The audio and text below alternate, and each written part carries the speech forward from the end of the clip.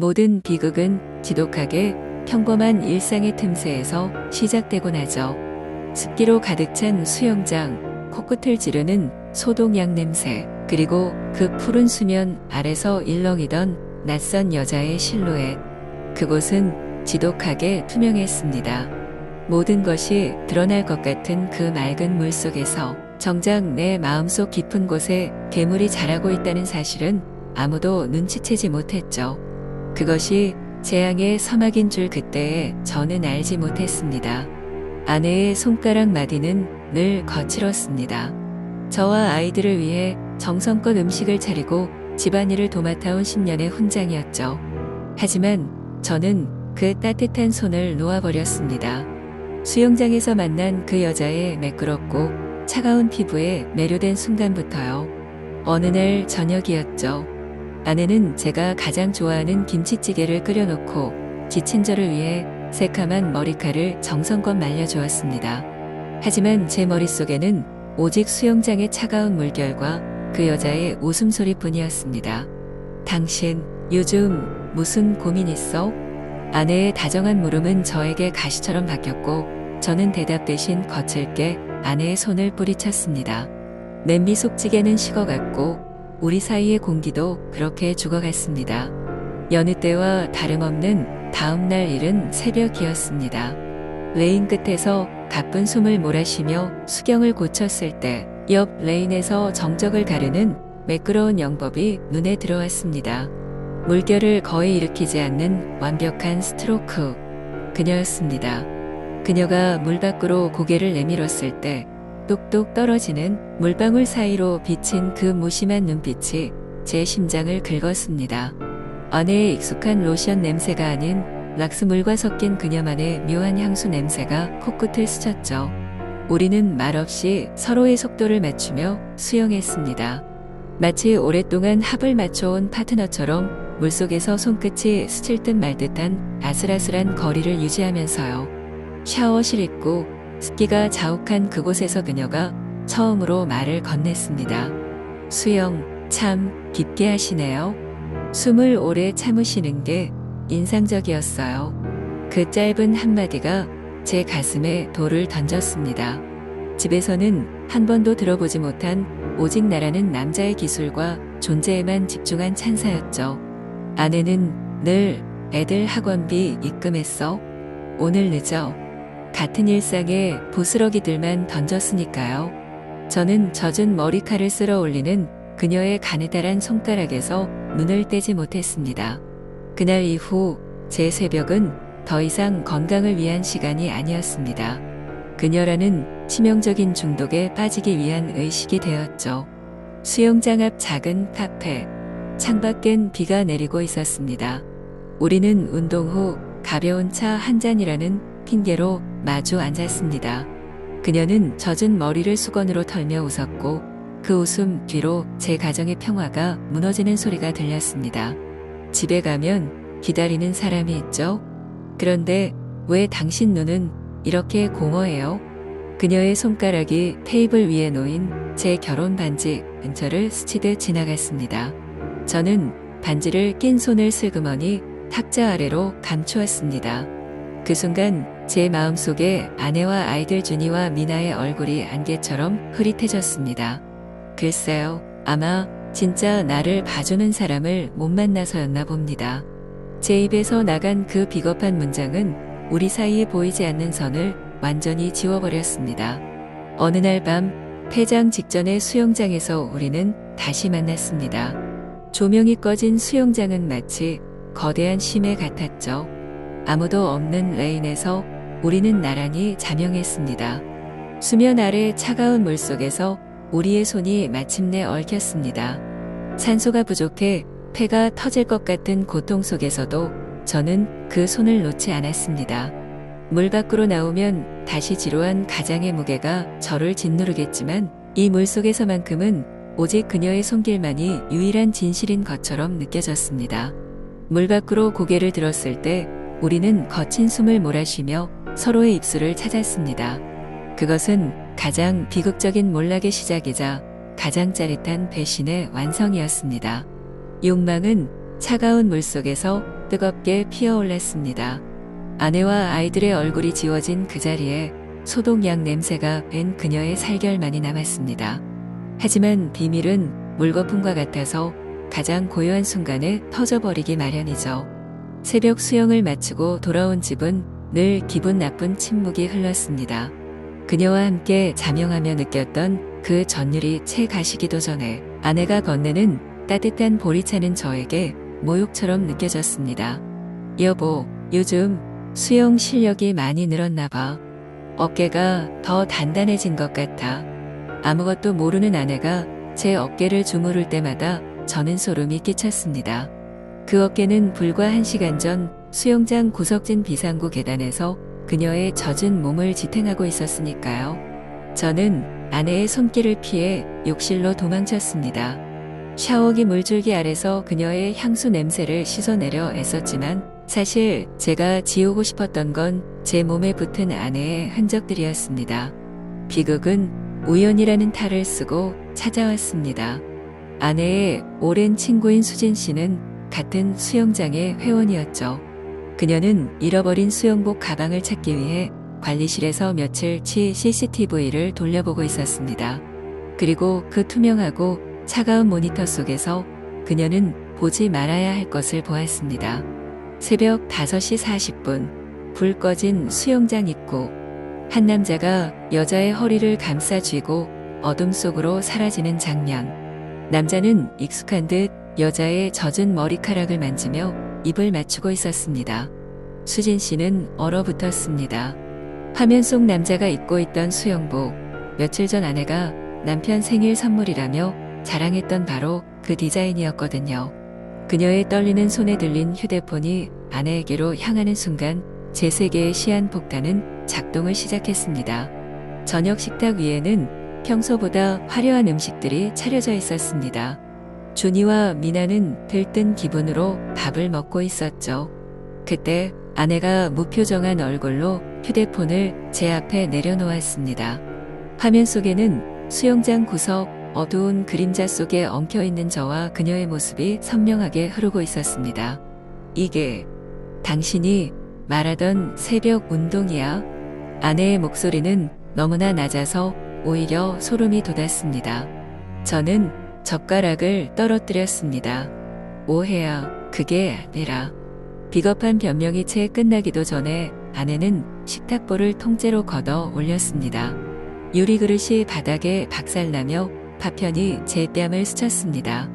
아이들의 비명 소리가 집안을 가득 채웠지만 저는 그 비명을 외면한 채 아내의 눈 속에 담긴 처참한 붕괴만을 보았습니다. 10년의 신뢰가 단 10초의 영상에 가루가 되어 흩어지는 순간이었습니다. 들통나는 순간 제가 느낀 건 죄책감이 아니었습니다. 그것은 공포였죠. 내 사회적 지위의 아파트, 평온한 일상이 단숨에 신기루처럼 사라질지도 모른다는 공포.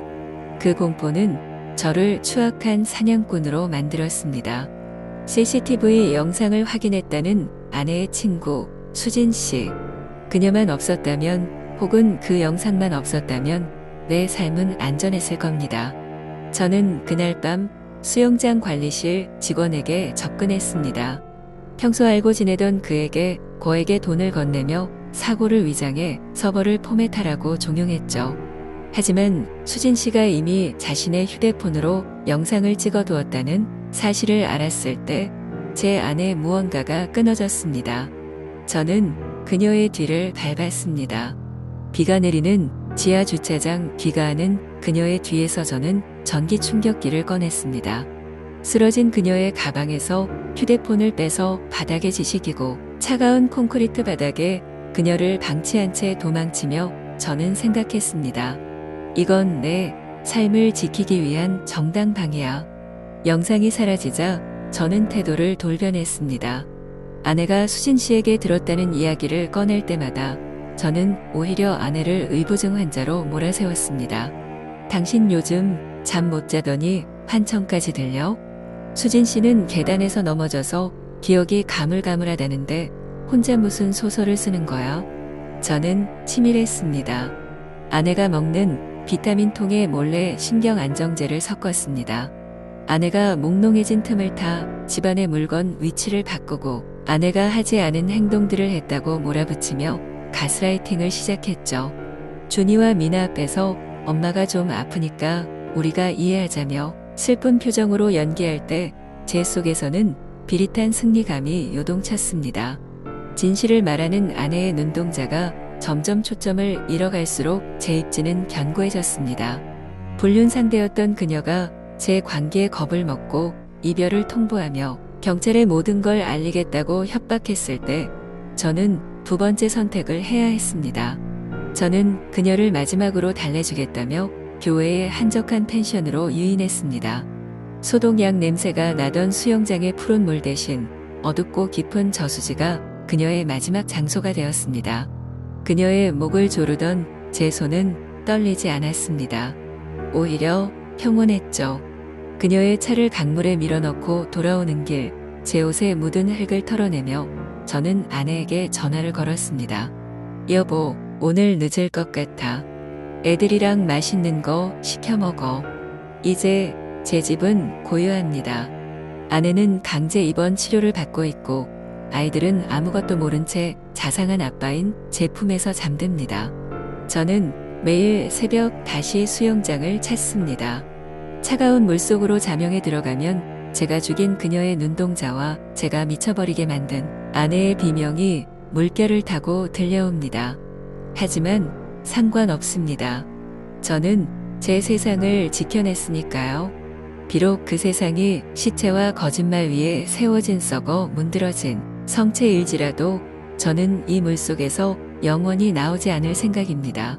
진실이 수면 위로 떠오르지 못하게 제 온몸으로 누르고 있을 겁니다. 완벽했습니다. 세상은 다시 평온해졌고 제 성체는 견고해 보였죠. 하지만 그건 착각이었습니다. 범죄자가 된 인간이 가장 먼저 잃어버리는 건 자유가 아니라 바로 잠이라는 사실을 그때는 몰랐습니다. 어느 날부터인가 집안 어디선가 지독한 수영장 소독약 냄새가 나기 시작했습니다. 아무리 환기를 시키고 방향제를 뿌려도 그 냄새는 사라지지 않았습니다. 아내가 없는 빈 안방에서도 아이들이 자고 있는 공부방에서도 심지어 제가 마시는 물에서도 비릿한 락스 냄새가 났죠. 저는 미친 듯이 바닥을 닦기 시작했습니다. 새벽 2시, 3시, 거실 바닥이 닳아 없어질 정도로 걸레질을 하며 혼자 중얼거렸습니다. 아무것도 없어. 다 지워졌어. 내가 다 지웠단 말이야. 하지만 고개를 들면 소파 위에 젖은 머리카락을 길게 늘어뜨린 그녀의 환영이 저를 보고 비웃고 있었습니다. 저는 그 환영을 쫓기 위해 거실 벽에 도끼질을 했습니다. 벽지 너머에 혹시 그녀의 사체가 숨겨져 있을지도 모른다는 공포가 저를 잠식했습니다. 준이와 미나는 이제 저를 보며 웃지 않습니다. 아빠의 눈이 빨갛게 충혈되어 거실을 배회하고 밤마다 벽을 긁어대는 소리에 아이들은 서로를 껴안고 공포에 떨었습니다. 어느 날 밤 미나가 제 소매를 붙잡고 울먹이며 말했습니다. 아빠, 욕실에서 자꾸 물 떨어지는 소리가 나. 어떤 아줌마가 울고 있어. 저는 미나의 어깨를 강하게 움켜쥐고 소리쳤습니다. 아무도 없어. 엄마는 아파서 병원 간 거고 아빠가 다 지켰다고. 겁에 질린 아이의 눈동자에 비친 제 모습은 제가 지키려 했던 자상한 아빠가 아니라 털이 바짝 선 짐승의 형상이었습니다. 저는 아이를 밀치고 욕실로 뛰어들어가 샤워기를 부수어버렸습니다. 쏟아지는 물줄기가 마치 그녀의 피처럼 뜨겁게 느껴졌습니다. 결국 저는 다시 수영장을 찾았습니다. 오직 물속만이 조용했으니까요. 하지만 이제 자명은 휴식이 아니었습니다. 물속으로 깊이 들어갈수록 제가 죽인 그녀가 밑바닥에서 제 발목을 잡아 끄는 환각에 시달렸습니다. 가지마. 너도 여기 있어야지. 우리가 시작한 곳이잖아. 환청이 고막을 찢을 듯 울렸습니다. 저는 산소가 부족해 폐가 타들어가는데도 수면 위로 올라가지 못했습니다. 위를 올려다보니 유리창 너머로 아내의 친구 수진 씨가, 그리고 정신병원 창살 너머의 아내가 무표정하게 저를 내려다보고 있었습니다. 수면 밖은 이미 제가 저지른 추악한 진실들로 가득 차 숨을 쉴 공간조차 남아있지 않았습니다. 이제 알 것 같습니다. 완전 범죄란 건 존재하지 않습니다. 제가 지은 죄가 곧 제가 살아야 할 감옥이 되었으니까요. 저는 이제 숨을 참는 법을 잊으려 합니다. 이 푸른 물속이 차라리 안락하네요. 보세요. 저 밑바닥에서 그녀가 다시 손을 흔드네요. 이번엔 절대 놓치지 않겠다는 듯이. 저는 이제 영원한 자명을 시작합니다. 남자는 자신이 완벽하게 모든 것을 침몰시켰다고 믿었습니다.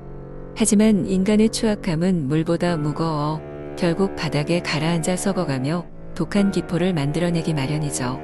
그가 사라진 수영장 라커룸에서 수사관들은 그의 태블릿 PC를 발견했습니다. 그 안에는 그가 가스라이팅을 위해 아내의 병세와 약물 투여 시간을 기록해둔 치밀한 스케줄러가 있었습니다. 더 소름 끼치는 것은 그가 아내를 미친 사람으로 몰기 위해 집안 가구 배치와 조명 각도를 어떻게 바꿨는지 기록해둔 시뮬레이션 파일들이었습니다. 사람의 정신을 파괴하기 위한 그 기록들은 그가 자상한 아빠라는 가면 뒤에서 얼마나 정교한 악마였는지를 증명하는 가장 강력한 증거가 되었습니다. 경찰이 그의 집을 압수수색하던 날, 작은 방 구석에서 준이와 미나가 그린 그림들이 쏟아져 나왔습니다.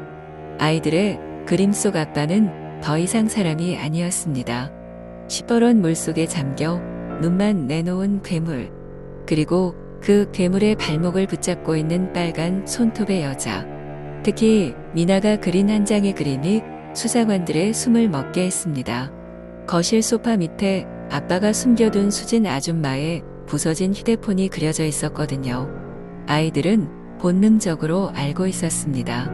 아빠가 밤마다 거실 바닥을 닦으며 무엇을 지우려 했는지, 소파 밑에 무엇을 감추었는지 말이죠. 그가 마지막으로 머물렀던 펜션의 메모지에는 단 한 문장의 유서가 남겨져 있었습니다. 하지만 그것은 가족에 대한 사죄가 아니었습니다. 물의 밀도가 너무 높아졌다. 내가 숨을 쉴 때마다 그녀의 머리카락이 탭으로 들어온다.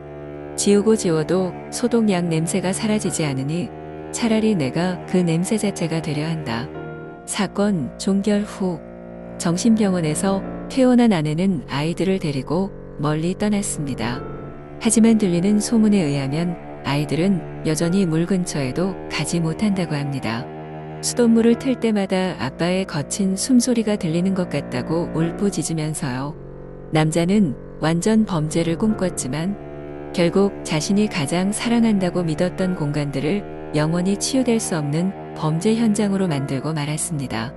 그가 그토록 지키려 했던 평온한 삶은 이제 그 누구도 살 수 없는 지독한 소독약 냄새가 진동하는 유령의 집이 되었을 뿐입니다.